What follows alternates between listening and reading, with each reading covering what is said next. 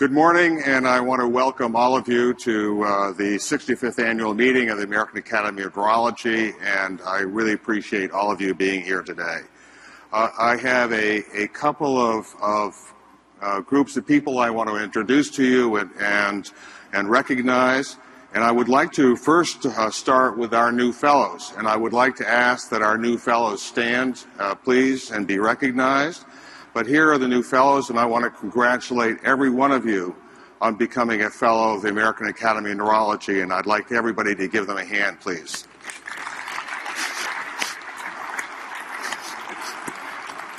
Thank you, and you can sit down. The next group that I would like to recognize are our 50-year members.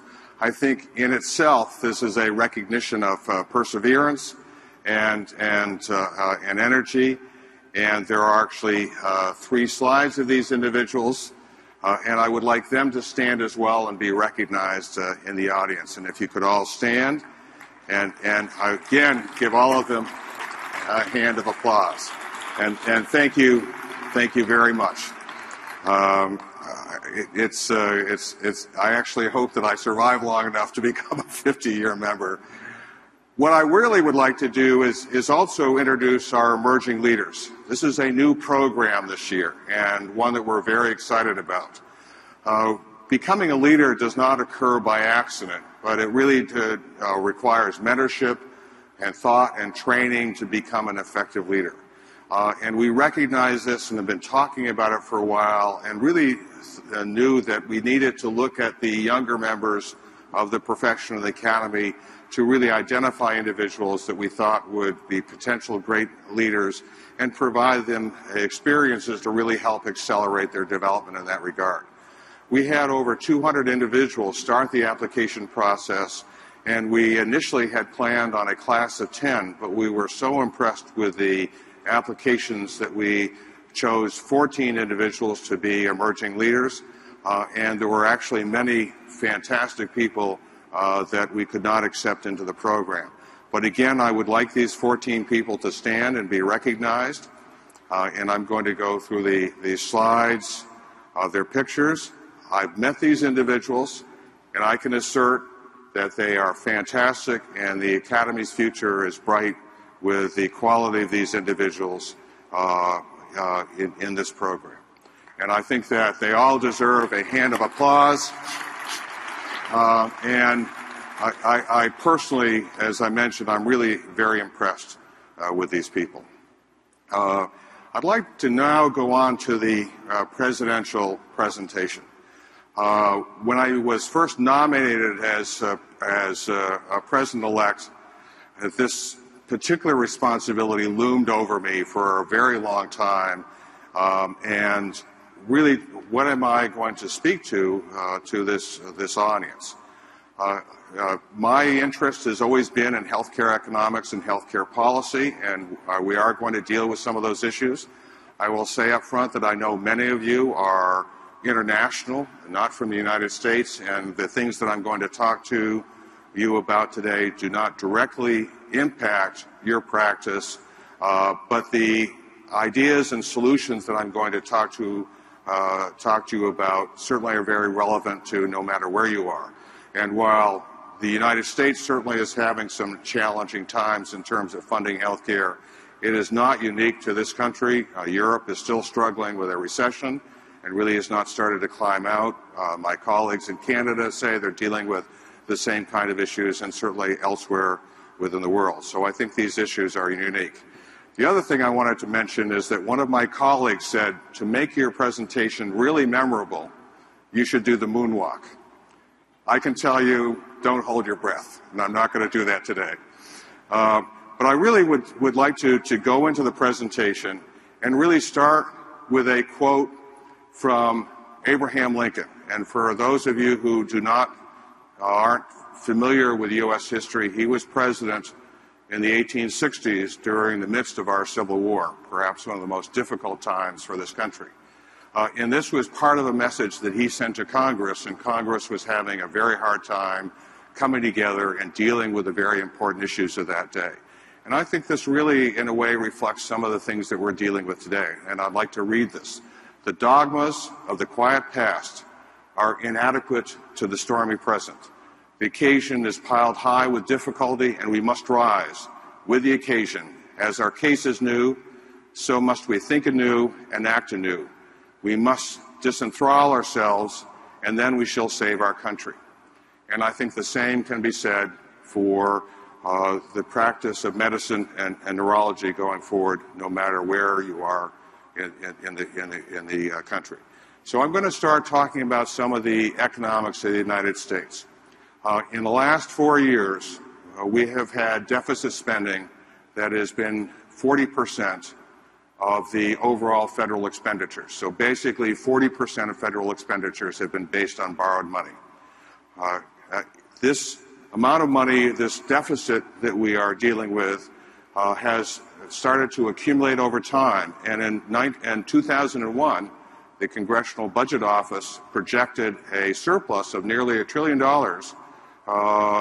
for the next few years. And obviously that has not happened. And when President Bush took over, through a downturn in the economy and then a number of policies, including tax cuts, the Iraq War, expansion of Medicare to medications, recession, and other aspects really added to the deficit. And then certainly during President Obama's term, the deficit has climbed even to a greater amount.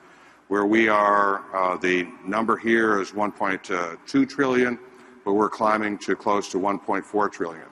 Right now, the deficit is the equivalent of 100% of our GDP, as of new numbers that were published just in the last few months. If you talk to economists, this is a number that is a real concern.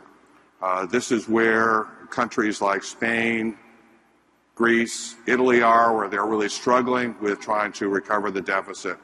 And this is where our national deficit is at this point. And the question is, how really does this relate to healthcare and healthcare financing? And I think it's very directly related. To really put things in perspective, and this is one of several slides that I have from Dr. Mark Roberts, who is a healthcare economist at Harvard. His analysis is that it's somewhere around 2030, if nothing is done, obligate spending of the United States, which is Medicare, Medicaid, Social Security, and debt service, will exceed anticipated revenues.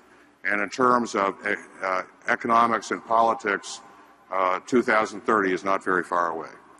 So we have this really looming problem looking at us. If you look at this, and I'll just go back to that slide, if you look at this, one of the major contributors to our deficit spending has been the increase in expenditures related to health care, and I'll come back to that in a moment.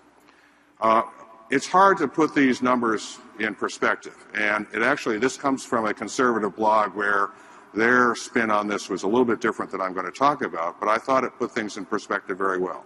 But these are the numbers as of about the first of the year in terms of revenue, expenditures, new debt.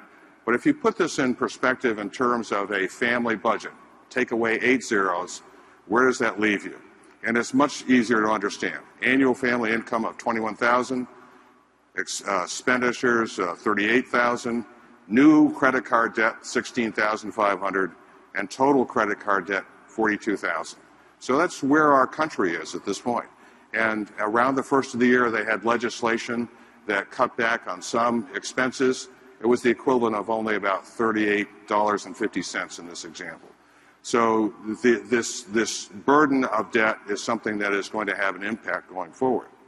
This is a slide that looks at the average spending per capita in the U.S. For health care.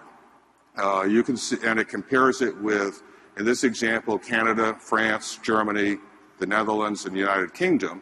And they all are fairly similar, but the United States, the red line, is clearly an outlier. But actually, if you look at Australia, New Zealand, Japan, you can see pretty much the same relationship, and our expenses are well above that.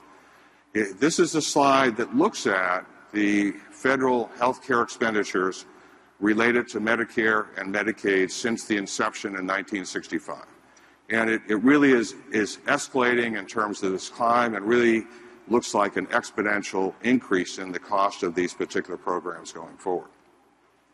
This looks at the federal expenditures as a percent spent on Medicare and Medicaid alone. The last number here, a little over 24%, is from 2010. The current numbers are a little over 25%. So basically, 1 out of 4 federal dollars right now is spent on health care, Medicare and Medicaid. Now, they have other health care programs as well, the military, et cetera, but just those 2 programs. So if you put that in perspective of 40% deficit spending, a lot of that deficit spending is going towards supporting these particular programs. As a percentage of GDP, in 2010, the percentage was 18%. Now, some of the cost escalation has slowed down a little bit. We haven't quite hit 20%, but roughly 20% of all dollars spent in this country are spent on healthcare. So that means, 1 out of $5 is spent on healthcare in this country, a very substantial amount. And the question then becomes, if we're spending this much money on healthcare, what are we getting for it? The term that you hear in Washington a lot is value, and value is, in a sense, the benefit over the cost. What benefit, what value are we getting out of these expenditures? Well, there are a number of ways to look at this, and one way is to look at life expectancy. And here's a slide that looks at life expectancy in a number of countries, with the United States actually down at the bottom, with life expectancy of a little over 78 years on average, where there are many countries that do substantially better than that and spend a lot less on health care. I've heard some people say, well, maybe it's genetic, but if you look at the countries here, pretty well every major genetic category of humans are represented by the individuals here, and that's really not a good explanation. Another way to look at this is to look at this in a slide, and you can see the United States is clearly an outlier. There is a regression line which suggests that maybe spending a little bit more does increase longevity if you look at the other countries. But any of you who have studied economics know in any system, things tend to flatten out, and as you start throwing more resources at something, actually the line starts going down. Whether it's productivity, whether it's the quality of widgets you turn out of your factory, but the healthcare system is no different in terms of an economic system going forward. This is another slide that looks at quality, and what these authors did is they looked at their per capita cost of Medicare in individual states in this country compared to quality based on some basic measures of prevention of disease, diabetes management, blood pressure management, other kinds of basic preventive measures. And what they found actually was there was an inverse correlation. The more money spent on a per capita basis, the worse care patients got. And I'm talking, these kinds of data and this kind of analysis are well known to the healthcare policy makers in Washington. They've actually brought them up to me when I've met with them. So they're aware of these issues of cost and certainly uneven quality. This is another slide that comes from the Dartmouth Atlas group. This is a group that has looked at variations in healthcare across the country. They actually started in my state in Maine many years ago, and we're looking at the difference in frequency of particularly some surgical procedures in different communities in that state, and found enormous variation, and have over time expanded this to analysis. And this looks at the basic care of diabetes, and you can see just from the patchwork nature of this map, there's enormous variation in the management of diabetes from their analysis. So again, more evidence of uneven delivery of care. The question is, how do the politicians deal with this? And I'm not sure what happens in other countries. I suspect it's very similar. But here we frequently hear people say, yes, it's a big problem. We have to fix this deficit, but we're going to do it only by cutting expenses. And if you're spending 40% deficit spending, are you going to cut all programs by 40%? I think that's probably pretty unrealistic. Another statement you frequently hear is, we'll decrease taxes, increase the tax cuts, stimulate the economy, and this will take care of the deficit problem. One economist did this analysis and actually assumed a 10% growth rate. And if you look at this at all, China has a growth rate around 10%, 11%. But no other economy in the world really has that kind of growth rate. So with a very brisk growth rate, it would take 75 years for a stimulated economy, if in fact you did that, to really solve this deficit problem. And also you hear individuals say, yes, we have this terrible deficit problem, but don't touch Medicare and Medicaid or Social Security. But those three things right now are over 50% of the federal budget. So again, it's pretty, if they're really going to address the deficit, then it's going to be very difficult to do that and not touch those programs at all. And what we really see in this country, and I'm sure elsewhere, because I've watched politicians in Europe and elsewhere, is do nothing and blame the other side. And you can see this on the nightly news almost every night. And it's not unique to any one party or perspective, but it happens all the time. What are the implications to neurology? One is that certainly in this country, procedures typically are recognized as substantially more than face-to-face care of patients. And neurology, if you look at least the 13 years this analysis is done, experienced, based on a national survey, about a 43% increase in median income over these 13 years. Sounds like a pretty good increase, but if you look at the compounded inflation rate over exactly those same 13 years, it was exactly the same, 43%. So neurologists didn't lose, but didn't gain anyhow, and actually practice expense went up faster than the inflation rate, and really lost in this regard. Down in the same neighborhood as primary care physicians, and some primary care not listed here, for example, pediatricians actually did a little bit better than this.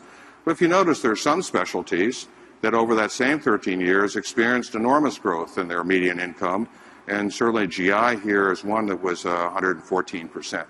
So there's a great deal of unevenness in terms of the increase in income over the last couple of decades, really since inception of the current way that Medicare uses to calculate physician fees, and many private insurers have adapted the same policies going forward. This does have actually implications for neurology training programs. One of the ways to look at this is actually the match rate and what programs graduating U.S. seniors choose to go into. And you know, neurology has struggled a little bit. Actually, 2 years ago, the match rate was 60%, meaning 60% of positions were filled by graduating U.S. seniors in neurology. This compares with other specialties with a much higher anticipated income, such as diagnostic radiology, orthopedics, neurosurgery. This last match, which happened actually just this last Friday, only 52% of neurology spots are filled by graduating seniors. Internal medicine, primary care, those who at least right now are designating primary care as their anticipated specialty, increased to 60%, and family medicine stayed about 45%. Many of the other spots are filled by international graduates, so this is not a reflection of the actual fill rate, but it is a reflection of graduating U.S. seniors going into these programs. And as many of you know, unlike most countries in the world, the students to pay most of their expenses themselves, and many of them come out of their training with a huge debt burden. And we know studies, and it's intuitive well, is that debt burden really does impact their choice of specialty, and that keeps going up. The last number I heard is the average debt burden was $180,000, and I had the privilege of being in a medical school recently, and there were a number of people who had calculated their ultimate debt and thought that it was going to be over $300,000 when they left training, and it makes it, I think, somewhat untenable to go into certain specialties. So neurology, at least in this country, is really in sort of crisis mode at this point. We're not going to fall and go away, but we are dealing with some real challenges. Most of what we do is non-procedural, and as a result, it doesn't have the same recognition financially. There have been several federal programs that have provided relief to non-procedural specialties. particularly primary care, so-called primary care bonus, but it was not restricted to just primary care physicians. And there's been another pay parity provision that has been of real benefit to non-procedural specialties. And particularly the last one, only really 2 non-procedural specialties were left out, neurology and psychiatry.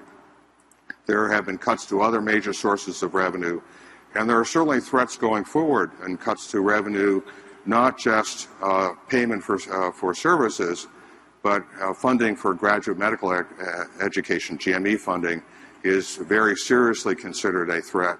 Every budget proposal that I've seen, and there are now about 10 of them, have suggested some cut to GME funding as part of the way to start addressing the deficit. NIH funding has been flat, and in real dollars has really declined. And any of you who are going after grants, K awards, R01s, you recognize that the pay line is getting more and more difficult, and despite getting a really very great score on your proposal, you just don't hit that pay line. And now that we've had this great program, sequestration, where NIH funding has been cut even more, it's very difficult going forward to see exactly what projects are going to be funded. So we're really dealing with these. And the implications is that there's enormous cost pressures, not only on the federal government, but business and individuals, and there's enormous pressure to change the healthcare delivery system. Those pressures are really society-wide, and we as a specialty and all of medicine, I do not think can change that, but can certainly work to modify it so they don't destroy what is good in our system. The uneven quality, which I mentioned healthcare policymakers are well aware of, has really driven the interest in measuring quality. There's a current system which does not do this very well, and as awkward and maybe inappropriate as some of these systems are, and may not really meaningfully measure quality and improve it, there certainly is an interest to do something, and we're certainly seeing that. And increasingly, payment is going to be dependent on meeting those requirements. And this puts neurology as a specialty in a difficult position. This is really offset by the exciting potential for treating neurologic disease going into the future. When I meet with residents, I tell them very honestly that I'm quite jealous, is that their career will really span, I think, an enormous expansion of our ability to intervene and modify the course of major neurologic disease. We already have some very interesting indications that we can modify Alzheimer's disease. I think the antibodies aren't quite there yet, but there's really, in a sense, a proof of concept and other really exciting approaches to treating neurologic disease as we understand the biologic systems even better. So we're really in this conundrum, and it's really important. And we're not certainly acquiescing to these changes, but trying to figure out how do we protect what's really important going forward. One of the things, and I don't have up my sleeve a solution to these problems, but I think that part of the solution is leadership. And I know people throw that term out a lot. I've been to leadership courses, and it's really interesting. Nobody really defines leadership very well and in these courses. And I've given a lot of thought to it. My thinking really started when I saw a article from Dean Sova at Dartmouth Medical School. The title was an intriguing title of The Being of Leadership. Wasn't quite sure what that title meant, but reading through it and talking to others, I think there are some really important aspects to being an effective leader. One is we can't forget that we're a profession. If we start acting like a pure business, everything is decided by return on investment, I think we lose our credibility with the public and certainly with policymakers, and we don't want to be there. And I think we really do have an obligation to remain a profession with everything that means. Part of it is also staying informed and knowing what's going on. If you don't know what's going on, it's very hard to think through and prepare for it and modify what's going on.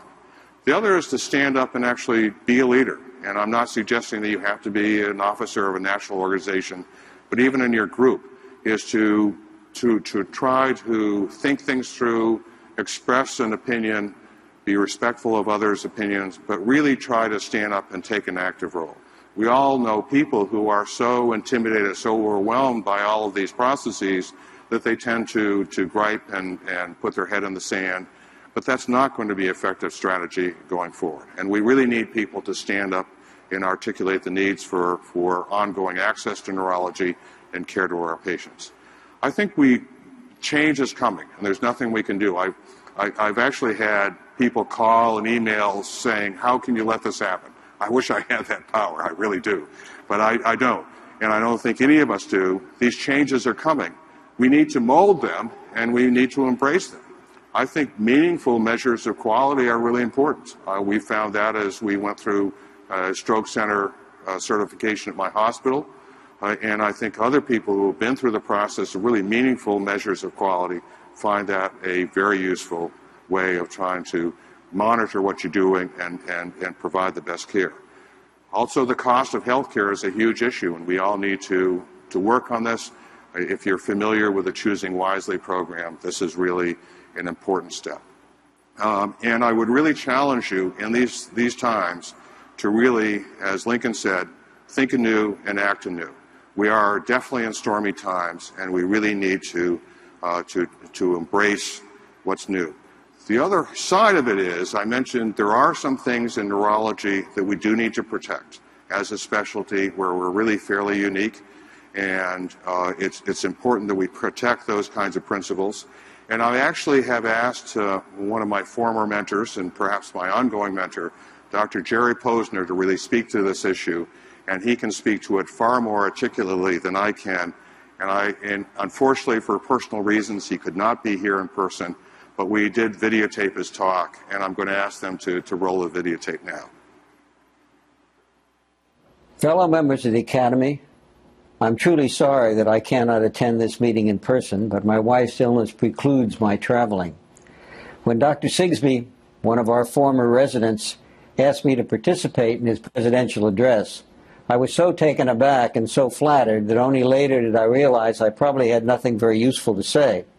Nevertheless, once I accepted, I didn't think I could back out, much as I wish I had. So here goes. In asking me to participate, Dr. Sigsbee indicated that he wanted me to say something about mentoring, an extremely important topic, particularly in these days of hurry-up medicine. I will try to do that, evoking the privilege of my advanced age to reminisce about the good old days and to denigrate the current status of medicine and neurology and the quality and toughness of young neurologists. You know, the old guy who says, in the old days, the days of the Iron Men, we did it this way. Actually, the good old days, the days of the giants in neurology, were not all that great, except in retrospect. What I want to use this reminiscence for is to emphasize the current importance of teaching and mentoring and the extremely important obligation of all of the members of this organization to participate in any way you can. Let me start by comparing neurology when I was young with neurology now. How are things different now from then, and how are things the same? When I was a student, I told one of our medical attendings that I was going into neurology. He informed me that firstly, I couldn't make a living doing neurology. Actually, when I started my residency, there were only 2 practicing neurologists in Seattle, one who also did psychiatry, and the other did EMGs and workers' compensation examinations. And secondly, my medical attending told me, all I could do as a neurologist was to give the patient the name of a 19th century French or German practitioner who put his name on the patient's untreatable illness. With the exception of epilepsy and a few antibiotics for CNS infections, we had no effective treatment for the major neurologic diseases. Truly effective treatment for multiple sclerosis, extrapyramidal disorders, stroke, and several other neurological illnesses were far in the future. As an example, as this first slide illustrates, the seminal paper of George Katzius that began the effective treatment of Parkinsonism. That paper in the New England Journal of Medicine did not appear for a decade after I completed my residency. As the abstract here indicates, Katzius pushed the dose of a drug he knew had to work, L-DOPA, until it finally did work. I'm extremely proud that the name of the chair I hold is the Katzius Chair. He was a wonderful example of a clinical neurologist whose major scientific work was dedicated to patient care. A second difference between then and now was in the degree of house staff responsibility. Those of us who trained in public teaching hospitals assumed full responsibility for the care of our patients, usually under the direction of a senior resident. When we became senior residents, we ourselves became supervisors. The same is true for many who trained in private hospitals, where patients presumably had a private neurologist. In the public hospitals, attending physicians would come by, usually 3 days a week, and see the patients and make recommendations that we would enter into the chart, and usually, but not always, carry out. We had a feeling of being in charge, and this feeling gave us a sense of responsibility that may be greater than it is today, where every patient is seen every day by the attending physician, who must every day write a substantive note. The time spent writing the note is all too unfortunately not time spent discussing the patient with the junior staff. The house staff itself spent much less time on what I would call administrative work and much more time in direct patient contact. Notes in the chart could be short, and if there were no changes from day to day, the term status quo was acceptable. You certainly couldn't use that term now. Usually the house staff was on call every other night. This necessitated much less time spent in turning over patients from shift to shift. In addition, length of stay was substantially longer, meaning that elements of the history and neurologic signs that were missed on the initial examination could be repeated, if necessary, several times, a significant learning experience. One rapidly learned that neurological signs are not static and that they may change from examination to examination, both examiners being correct for that time. A wonderful example of how much neurologic findings, even of the peripheral nervous system, can change from examination to examination is the study on this slide by Derek Brenningbrown, one of the giants of neurology. He resected several dorsal roots on both sides of a preserved root, producing an area of preserved sensation surrounded by two areas of lost sensation. You can see in the hatched areas the areas of lost sensation, and the white areas preserved sensation. However, by manipulating the animal's chemistry, he was able to change the areas of sensory loss. In this case, as on the lower part of the trace, it almost disappears with the use of strychnine. With other agents, he could increase the size of the sensory loss. So it's not surprising that sensory examination on patients may change from examination to examination and from time to time. Unfortunately, nowadays, if a senior physician identifies a finding not recognized by the resident, the patient may already have been discharged and the finding can't be adjudicated. This inability to go back and re-examine patients, sometimes over several days, is a very lost learning experience. Even giants sometimes forget to elicit important historical data during their first interview. Some of the giants may actually admit their error. A paper by Hewlings-Jackson describes a patient with right-sided seizure march, so-called Jacksonian epilepsy. In the paper, he confesses that he neglected to ask the patient about language dysfunction. Unfortunately, I've not been able to find that paper to make a slide, so you'll just have to take my word. When I first came to Cornell in 1963, we had a neurology unit at Bellevue. Its director, Fletcher McDowell, would often admit elderly patients with neurologic disability for the entire spring to Bellevue Hospital so they could be subjects for the second-year resident course in physical diagnosis. These patients became quite sophisticated and would help the students identify appropriate findings. Nowadays, some medical students use actors to simulate neurologic history and examination, but that's not quite the same. Also different then from now is the incredible growth of neurologic knowledge and the development of neurologic subspecialties. Gone are the days, I suspect, when a really outstanding attending neurologist, such as my mentor Fred Plum, could go from bed to bed on a large neurological unit, seeing every patient and making important and substantive recommendation about each patient and that patient's care. The increasing subspecialization of neurology seems now to make this virtually impossible. For many of us who see some patients outside our rather narrow area of expertise, we should and do refer to someone more expert.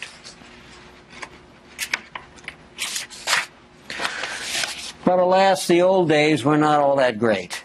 Diagnosis was more heavily dependent on history than it is now. We had no image to distinguish an ischemic infarct from a cerebral hemorrhage, only the story of headache and the history of hypertension. To visualize the brain, we had, in addition to plain skull radiographs, the invasive tests of angiography and pneumoencephalography. Ultrasound of the brain was quite primitive. Even these tests were performed differently and were much more unpleasant than nowadays. Angiograms were performed by the resident, not a neuroradiologist, by direct puncture of the carotid artery. Since this was performed blindly, there was always a risk of inadvertently puncturing the vertebral artery, something I did on at least one occasion, fortunately without untoward consequence. We had no rapid cassette changer, so that only a very limited number of films could be taken after the injection. Pneumoencephalograms were performed by exchanging the entire spinal fluid with air, a barbaric test, luckily no longer done, and some of you may not even know what it is. Even were we able to make a diagnosis, our concept of the pathophysiology was primitive. Transient ischemic attacks were believed to be due to vasospasm, and it was only during my residency that Miller-Fisher, shown in this slide, with his paper, long paper describing recurrent transient ischemic attacks, actually indicated the appropriate pathogenesis, which finally led to appropriate treatment. Without either CT or MRI, the rapid diagnosis of the comatose patient was extremely difficult. During my residency, Fred Plum, who was then chief of neurology at the University of Washington, and Don McNeely, one of his residents, addressed the issue and published a seminal paper which led McNeely, as this slide shows, to succinctly summarize a 22-page paper with the rhyme you see on the slide. If your patient is out and you don't know the whys, look at the breathing and look at the eyes. We know more now than we did then, but still not enough. A recent paper compared the utility of the autopsy in uncovering unexpected neuropathology, comparing the findings from 1984 and 85 with those from 2007-2008. As the slide shows, there was no significant difference between the two periods. In over one-third of patients, there was an unexpected neurologic finding at autopsy. In about one-fifth, that finding contributed to the patient's demise, and in a small percentage, 3 to 5%, that actually, the misdiagnosis actually led to the patient's death. With respect to treatment, things were even worse. As I said before, most of the disorders that we were able to diagnose were untreatable, and for those that were treatable, we had only a limited number of agents. Unlike the plethora of agents for the treatment of epilepsy now available, we were mostly restricted to phenytoin and phenobarbital. Anticholinergics were used for the treatment of Parkinsonism, but were not terribly effective. Anticholinesterases were helpful in myasthenia, but corticosteroids were not used, partially on the basis of a study by Harold Wolff that suggested that the drugs at least initially worsened myasthenia, although he did recognize that later some patients improved. So the good old days were not so good, at least for patients. These are some examples of the differences between neurology in the 50s and 60s and neurology now. Nevertheless, there are many similarities. The first similarity is our continuing dependence on the patient's history. Different from all other medical specialties, say perhaps psychiatry, the neurologist is heavily dependent on listening to and interpreting the story the patient tells us. Most patients with neurologic disease are not hospitalized, and most do not have a laboratory test that identifies the diagnosis. A fascinating study by Simpson in the following slide asked the question, how dependent is the diagnosis on the history? As in most neurological practices, the vast majority of his patients were outpatients. Surprisingly, at least one abnormal neurologic sign was found in about half the patients, usually different from my experience. But he discovered that in only about 20% of patients did the physical examination help establish the diagnosis, and that the history did not. But in 10% of the patients, the physical examination was actually misleading. One needs only to recall a study on the Babinski response by the Dutch neurologist Jan van Heen that demonstrated even among senior neurologists that identifying an abnormal extensive plenary response was often quite unreproducible. What Hain did was make videotapes of patients with questionable extensor plantar responses. He then showed the same videotape to a senior neurologist, to a group of senior neurologists individually on 2 different occasions. Much of the time, the same neurologist interpreted the toe sign differently on the 2 different occasions. Furthermore, if von Hain gave the neurologist a history before the plantar response was shown, the patient tended to use the history to tell him whether the plantar reflex was either up or down. Biases like this occur in neurology all the time. I like to show this study to my house staff, along with my view that if you don't know what's going on by the time you get to the feet, you're in real trouble. I don't think that the findings in either the Simpson study or the von Hain study have changed significantly. And yet in medical school, we are still much more expert in teaching the neurological examination than we are in teaching how to take a history. Better instruction at the medical school and house staff level is necessary, but every neurologist should demonstrate skills in history taking to his younger colleagues whenever the opportunity arises.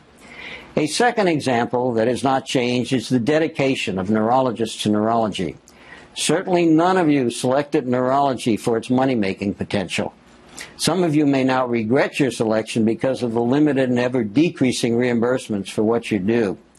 Sitting with a patient for an hour, carefully dissecting the history, is not very lucrative, and there is no reimbursement for the time spent on PubMed trying to figure out exactly what the patient has and how to deal with it. A neuroradiologist who spends 5 minutes interpreting a normal MRI is rewarded more than the neurologist who spends an hour deciding and then explaining to the patient why an MRI is unnecessary. However poorly reimbursed, PubMed is a godsend to both the neurologist and to his or her patient. Every time I open PubMed on my computer at home, I remember the old days of trudging to the library and opening multiple thick books of Index Medicus to try to find relevant papers concerning a patient I had encountered. The computer itself has also become a godsend. Some of you may remember carbon paper. This allowed you, if you were lucky, or if you were lucky, your secretary, to type a manuscript on a manual typewriter using carbon paper to make the 5 copies that the journal demanded. Unfortunately, if there was a mistake, each copy had to be laboriously erased and corrected. Papers that I now write go through many more drafts than in the old days, but I'm not sure that actually improves them much. Finally, our obligations to our patients, to our colleagues, and to our field remain the same. Although, as I have suggested, the time available for both for learning from patients and teaching each other has decreased as other activities have impinged upon them, the necessity for teaching both ourselves, our colleagues, and our juniors has only increased. With much less time spent with patients, more forms to fill out, and a steadily increasing body of knowledge, the necessity to help each other learn and to keep ourselves abreast becomes more and more important. My mentor, Fred Plum, taught me directly, and sometimes, for those of you who are also taught by him, who also know him, taught me painfully. He also taught me indirectly by example. One did not require a lecture on taking a history when one found that within a few minutes he had been able to uncover information that one had missed, and furthermore put the findings together in pathophysiologic terms so the nature of the patient's illness was identified. Mentorship, such as Fred Plum gave, is the obligation of all of us. It should include, despite whatever the time constraints, a demonstration of a careful history, examination, ordering judicious but not excessive laboratory evaluations, and carefully formulating the nature of the illness and its treatment, even if that requires an evening before the computer searching PubMed.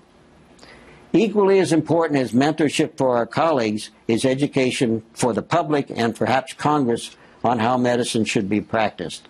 The AAN and its president have done an excellent job of public information. We all are required to participate. As in many previous AAN and ANA meetings, at the end of the day, after the presentations were over, many would gather in the bar and over beer exchange stories, usually Fred Plum stories. They were legion, and I will end with one. Fred was being presented a patient by a house officer who, as they now do these days, was reading from his notes. Fred interrupted him to ask him what he had done last weekend, and on being informed that the resident had gone to a movie, asked him to tell him about the movie. The confused resident described the movie to Fred, And then Fred asked how if he could give such a good description of the movie without notes, he couldn't do the same for the far more important patient who was now being discussed. Very embarrassing, but something you don't easily forget. Thank you, and I thank Dr. Sigsbee for inviting me, and I thank you for your attention.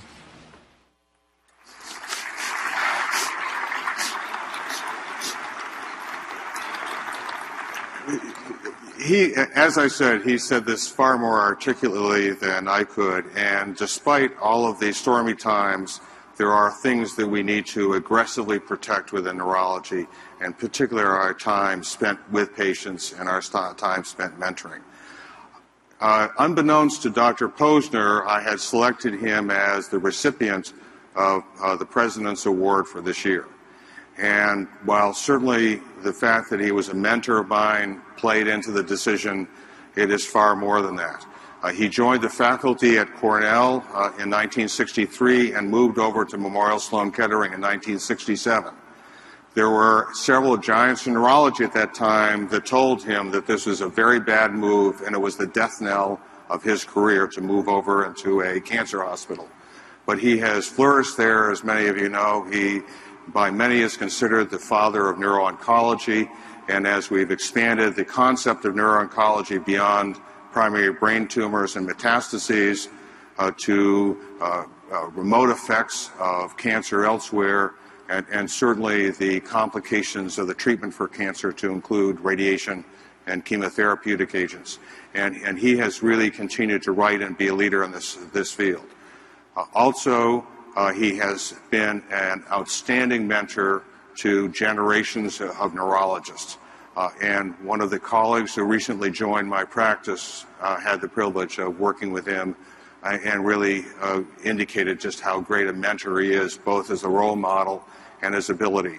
And I think that I have two anecdotes that I would like to tell about him that, unlike Fred Plum's stories, are actually quite nice, frankly. And don't get me wrong, you know, that I learned a great deal working with Dr. Plum, but it was painful. But I did a sub-internship at Memorial Sloan Kettering. I was actually a second-year medical student. They didn't know that. They thought I was a fourth-year medical student. And so I got to do all sorts of great things as a second-year student. But I remember two specific things. One is that I was sitting next to Dr. Posner for grand rounds. And there was this woman being wheeled out, and the problem was listed as facial weakness. He looked at her and said, no atrophy for the temporal muscles, myasthenia gravis. No history had been given. He was absolutely right. So his ability to think through and observe was just superb. And the other, I think, was very telling of the kind of man that Dr. Posner is that I would come in early, and I kept coming in earlier and earlier, so I had a chance to go over the chart and the data. I would always meet Dr. Posner going the other way. What about Mrs. Jones' magnesium? Drive me nuts, because I had not had a chance to look at the magnesium. And then we'd be in rounds, and we'd be at that point going down to look at arteriograms, and he'd be coming the other way and asking, what about Mrs. Jones' arteriogram? And again, drove me nuts, because I wanted to have the data and be able to show that I knew what was going on. And he was, before the term was really coined, patient-centric. And I again have a videotape of presenting to the awards to Dr. Posner, and could we have that tape, please? This will come as a surprise to Dr. Posner, because he does not know that this is going to happen, but I've selected him for the Presidential Award for 2013. And I've done that not only because he is my mentor and the one that I emulate most closely and try to emulate and never will duplicate, but also he has been a mentor for generations, and I would like to really thank him. And what he talked about today, he really truly does in practice, and it's something that we all should aspire to really bring on the next generation neurologist. And even before being patient-centric was a term that we'd all heard, he was extremely devoted to his patients, and I want to thank him and give him this award. Dr. Posner, and thank you very much. Oh, that's very kind. Thank you so much. Thank you, and it's been a privilege, and I really do appreciate this, and thank you very much. And in summary, I want all of you to embrace the change that we cannot change, but also to protect what is really unique about your specialty and mine is that the privilege and the delight of dealing with patients and using our skills and intellect to really get the history and come up with the correct diagnosis. And I want to thank all of you, and I particularly want to congratulate Dr. Posner. He, I think, really is an example of this kind of insight and critical thinking. And thank you all very much.